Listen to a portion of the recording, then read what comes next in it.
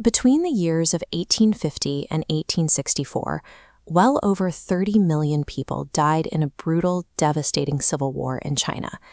To grasp the scale of that death toll, imagine the entire population of a large modern country, like Australia or Texas, completely vanishing off the map in just 14 years. One man's religious delusion ignited this catastrophe, bypassing the traditional power structures of kings and generals. To understand how his visions dismantled an empire, we have to analyze the systemic vulnerabilities of the people who followed him. In 1840s Qing dynasty China, the baseline reality for an ordinary farmer was incredibly grim. Extreme droughts caused frequent crop failures across a region that already suffered from a severe lack of arable land. This photograph shows the physical reality of that famine. Severe starvation hollowed out entire marginalized communities, leaving children in rags holding empty bowls. Instead of offering disaster relief to these communities, the local government actively exploited them. Corrupt officials continuously raised taxes on citizens who were already starving to death. These farmers lived in deep isolation. Without electricity or modern tools, they were completely trapped, forced to watch crops dry up, while the state demanded money they simply didn't have. The combination of environmental disaster and blatant government corruption created a deeply abandoned and angry underclass. It was a societal powder keg, waiting for a match. That match was a man named Hong Xiuquan. He came from a poor village where his family pooled every last penny into his education, hoping he could pass the grueling civil service exam and lift them out of poverty. But Hong failed the high-stakes exam 4 times. The stress broke his psyche, and he collapsed into a severe hallucination-inducing fever. For days, he lay in bed, dreaming that an old man with a golden beard handed him a sword and commanded him to slay demons. Later, after reading a translated Christian pamphlet, he merged his vision with its teachings. He emerged from the fever with a radical new ideology. Hong convinced himself that the old man in his dream was God and that he was the literal younger brother of Jesus Christ. Rather than taking this message to the educated elites, Hong went directly to the starving, marginalized farmers who had absolutely nothing left.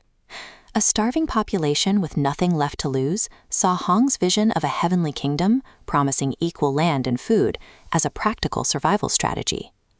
This diagram illustrates the explosive growth of Hong's rebellion. What started as a small, hungry cluster of farmers swelled into a massive, heavily armed military force of over 1 million people. Religious fanaticism provided a psychological shield. Believing they were fighting a holy war on behalf of God, the rebels lost their fear of death. They openly rejected Qing authority as they marched across China. To mark their defiance, they grew their hair out long, violating the government's strict hairstyle laws. Their campaign reached its peak in 1853, when this radical army captured the historic city of Nanjing and declared it their heavenly capital. But the moment Hong secured power, his promises of equality vanished.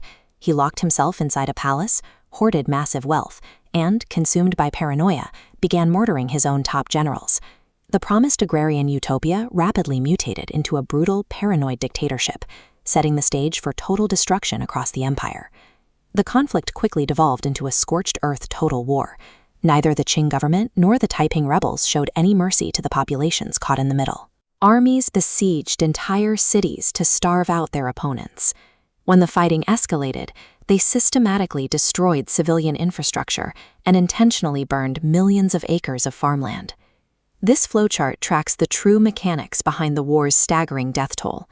The intentional destruction of farmlands triggered a cycle of starvation and disease, which killed far more people than direct combat.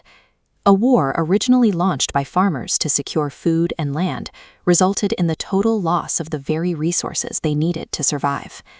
The massive rebellion finally collapsed in the year 1864. The Qing government surrounded Nanjing. Hong Xiuquan died, likely by illness or suicide, and his heavenly kingdom was eradicated. But the Qing dynasty did not achieve this victory on its own. They only managed to crush the rebellion by purchasing modern weapons and securing military support from foreign European powers. This photograph captures that geopolitical reliance. Traditionally dressed Qing officials stand side by side with European officers. visually cementing the empire's dependence on foreign military strength. In the aftermath, millions of families were permanently destroyed, children were orphaned, and vast regions of the Chinese countryside were left completely empty.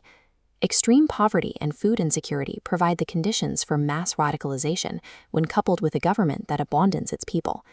When governments allow sheer desperation to fester, ordinary people will turn to dangerous delusions, tearing entire empires apart in the search for hope.